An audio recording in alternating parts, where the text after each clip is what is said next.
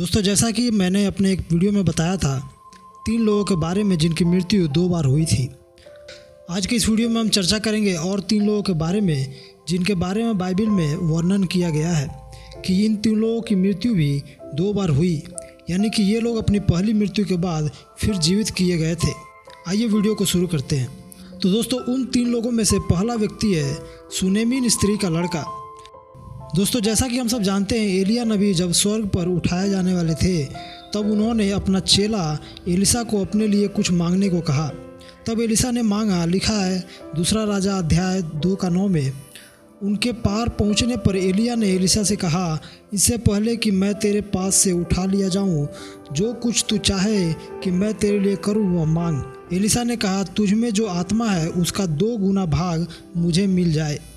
इन बातों के बाद एलिसा को जो उसने मांगा था एलिया नबी द्वारा जब स्वर्ग पर उठाए जाने से पहले दिया गया। अब एलिसा के पास भी परमेश्वर की सामर्थ थी जो एलिया नबी के पास थी। एक दिन एलिसा नबी सुनेम को गए। वहाँ उस नगर में एक प्रतिष्ठित महिला रहा करती थी। जब उसने एलिसा को देखा तो उनसे भोजन करने को आग्रह किया, जिसके बाद जब भी एलिसा उस नगर से होकर जाते थे तो वहाँ भोजन करने को रुक जाया करते थे। सुनेमिन स्त्री और उसके पति ने एलिसा के लिए अपने घर के छत पर आराम करने के लिए एक कमरा भी बनवा दिया, जिसमें एलिसा कभी कभी आराम भी कर लिया करते थे। उस सुनेमिन स्त्री और उसके पति के इतने सेवा भाव को देखकर एलिसा ने अपने चेले गेहजी को उस स्त्री को बुलवाने को भेजा। लिखा है 2 राजा अध्याय 4 उसका 13 और 14 में, तब उसने गेहजी से कहा, इससे कह कि तूने हमारे लिए ऐसी बड़ी चिंता की है तो तेरे लिए क्या किया जाए? क्या तेरी चर्चा राजा या प्रधान सेनापति से की जाए? उसने उत्तर दिया, मैं तो अपने ही लोगों में रहती हूँ। फिर उसने कहा, तो इसके लिए क्या किया जाए? गेहजी ने उत्तर दिया, निश्चय उसके कोई लड़का नहीं और उसका पति बूढ़ा है। एलिसा नबी ने उस स्त्री की आवश्यकता को जानकर उसे आशीर्वाद दिया, क्योंकि वह जानते थे कि उसके बुढ़ापे में एक सहारा की ज़रूरत है जो उसके पास नहीं थी। और फिर एलिसा के इस आज्ञा के अनुसार अगले ही वर्ष में सुनेमिन स्त्री और उसके पति के हाथ में एक बेटा था। लेकिन फिर ऐसा पल आया जिसने दोनों को निराश कर दिया। लिखा है 2 राजा अध्याय 4 उसका 18 से 20 में, जब लड़का बड़ा हो गया तब एक दिन वह अपने पिता के पास लौने वालों के निकट निकल गया और उसने अपने पिता से कहा, आह मेरा सिर, आह मेरा सिर। तब पिता ने अपने सेवक से कहा, इसको इसकी माता के पास ले जा। वह उसे उठाकर उसकी माता के पास ले गया कि वह दोपहर तक उसके घुटनों पर बैठा रहा, तब मर गया। यहाँ हम देख सकते हैं कि जो लड़का इतना मुश्किल से उन्हें मिला था वह अब मर चुका था। लेकिन सुनेमिन स्त्री ने अपनी निराशा नहीं जताई, बल्कि वह अपने मृतक बेटे को लेकर एलिसा के कमरे में लिटाकर एलिसा के पास जाने के लिए एक गधे और सेवक को मंगवाया। एलिसा नबी करमेल पर्वत पर था। जब सुनेमिन स्त्री वहां पहुंची तब एलिसा ने गेहजी को उससे वहां आने का कारण पूछने को भेजा। लेकिन सुनेमिन स्त्री सीधे एलिसा के पास गई। उसने एलिसा नबी के पैर को पकड़ लिया और व्याकुल होकर अपनी बातें बताने लगी। एलिसा नबी ने उसके बातों को सुनने के बाद तुरंत ही गेहजी को एक लाठी लेकर भेजा और उसे चिताया कि अगर तुम्हें रास्ते में कोई मिले तो नमस्कार न करना और न किसी का उत्तर देना। इसीलिए गेहजी सीधे लड़के के पास गया और उसके मुंह पर एलिसा की दी हुई लाठी रख दी, लेकिन कुछ भी असर नहीं हुआ। तब गेहजी ने एलिसा के पास लौटकर बताया। इस बात को सुनकर एलिसा खुद उस लड़के को देखने के लिए गया और जब वह अपने कमरे में पहुंचा तब देखा कि लड़का उसके बिस्तर पर पड़ा हुआ है। तब उसने अकेले ही कमरे में द्वार बंद कर लिया और परमेश्वर से प्रार्थना करने लगा।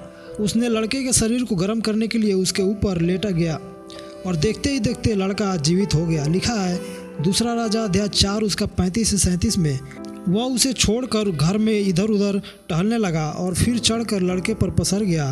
तब लड़के ने 7 बार छींका और अपनी आंखें खोली। तब एलिसा ने गेहजी को बुलाकर कहा, सुनेमिन को बुला ले। जब उसके बुलाने से वह उसके पास आई तब उसने कहा, अपने बेटे को उठा ले। वह भीतर गई और उसके पाँव पर गिर भूमि तक झुककर दंडवत किया, फिर अपने बेटे को उठाकर निकल गई। यहाँ हम देख सकते हैं कि किस प्रकार से एक लड़का जो मर गया था उस सुनेमिन स्त्री के विश्वास पर एलिसा नबी के प्रार्थना के द्वारा जीवित हो गया। दूसरा व्यक्ति है यूतुखुस। दोस्तों, नए नियम की किताब में हम एक घटना के बारे में देखते हैं जब पौलुस परमेश्वर के सुसमाचार प्रचार करने के लिए चुना गया। तब वह जगह जगह घूम घूम कर लोगों तक सुसमाचार पहुंचाने लगा। एक बार पौलुस अख़मीरी रोटी के पर्व के समय त्रोआस नामक नगर में गया, जहां पर पौलुस और उसके साथी 7 दिनों तक रुके। और जब सप्ताह के पहले दिन वे रोटी तोड़ने के लिए इकट्ठे हुए, तब पौलुस आधी रात तक उपदेश देते रहा। लिखा है प्रेरितों के काम अध्याय 20 उसका 7 में, सप्ताह के पहले दिन जब हम रोटी तोड़ने के लिए इकट्ठे हुए तो पौलुस ने जो दूसरे दिन चले जाने पर था उनसे बातें की और आधी रात तक उपदेश देता रहा। यहाँ हम देख सकते हैं कि पौलुस को अगले ही दिन उस जगह से दूसरे जगह जाना था, इसीलिए पौलुस आधी रात तक उपदेश देते रह गया। अब इतनी देर हो गई थी कि एक जवान लड़का जिसका नाम यूतुखुस था, वह खिड़की पर बैठा हुआ उपदेश सुन रहा था, लेकिन उसे नींद आ रही थी। और जब पौलुस ने और देर तक उपदेश दिया तब यूतुखुस पूरी तरह से नींद में आ गया, जिसके कारण वह खिड़की से नीचे गिर गया, और वह भी 3 मंजिले मकान से, जिसके बाद तुरंत ही उसकी मृत्यु हो गई। लिखा है प्रेरितों का काम अध्याय 20 उसका 9 और 10 में, और यूतुखुस नाम का एक जवान खिड़की पर बैठा हुआ गहरी नींद से झुक रहा था। और जब पौलुस देर तक बातें करता रहा तो वह नींद के झोंके में तीसरी अटारी पर से गिर पड़ा और मरा हुआ उठाया गया। परंतु पौलुस उतरकर उससे लिपट गया और गले लगाकर कहा, घबराओ नहीं, क्योंकि उसका प्राण उसी में है। इसके बाद वह उस जवान लड़के को, जिसका नाम यूतुखुस था, ऊपर लेकर गए। पौलुस ने सबके साथ रोटी तोड़ी और लोगों के साथ बातें करने लगा। बात करते करते सुबह भी हो गई और लोगों ने देखा कि वह जवान लड़का भी जीवित हो गया है, जिसके बाद सभी लोगों को शांति मिली। तीसरा व्यक्ति, नाइन नगर के विधवा का पुत्र। लूका की किताब में हम एक दृश्य को देखते हैं जब यीशु मसीह अपने चेलों के साथ और बड़ी भीड़ के साथ नाइन नामक नगर में गया। जब उसने उस नगर के फाटक के पास पहुंचकर देखा कि लोग एक मृतक को, जो अपनी मां का इकलौता बेटा था, बाहर लेकर जा रहे थे। यीशु मसीह ने जब विधवा स्त्री को देखा तब उसे उसके ऊपर तरस आया और यीशु मसीह ने उससे कहा कि मत रो। लिखा है लूका अध्याय 7 उसका 12 और 13 में, जब वह नगर के फाटक के पास पहुंचा तो देखो लोग एक मुर्दे को बाहर लिए जा रहे थे, जो अपनी माता का इकलौता पुत्र था, और वह विधवा थी, और नगर के बहुत से लोग उसके साथ थे। उसे देखकर प्रभु को तरस आया और उसने कहा, मत रो। यीशु मसीह ने सिर्फ सांत्वना ही नहीं दिया, बल्कि वह विधवा जिस कारण से दुखी थी, यीशु मसीह ने उसके मन की बातों को जरूर जानते थे। इसीलिए उन्होंने तुरंत उन लोगों को, जो उस मृत व्यक्ति को लेकर जा रहे थे, रोका और वे अपने कंधे से उसको नीचे उतार दिए। जिसके बाद यीशु मसीह ने उस मृतक व्यक्ति से बोला, हे जवान, मैं तुमसे कहता हूँ, उठ। और वह जवान व्यक्ति तुरंत ही उठकर बैठ गया। लिखा है लूका अध्याय 7 उसका 14 और 15 में, तब उसने पास आकर अर्थी को छुआ और उठाने वाले ठहर गए। तब उनसे कहा, हे जवान, मैं तुझसे कहता हूँ, उठ। तब वह मुर्दा उठ बैठा और बोलने लगा, और उसने उसे उसकी माँ को सौंप दिया। इस अद्भुत काम को देखकर सभी लोग बहुत ही आश्चर्य हुए और परमेश्वर की महिमा करने लगे। अब उस विधवा को बुढ़ापे का सहारा उसका बेटा भी उसे जीवित मिल गया था। आशा करता हूँ आज की इस वीडियो से आपको बहुत कुछ सीखने को मिला होगा। वीडियो को लाइक करें, अपने विचार में कमेंट करके ज़रूर बताएं और चैनल को सब्सक्राइब कर लें ऐसे ही और वीडियो के लिए। धन्यवाद। जय मसीह की।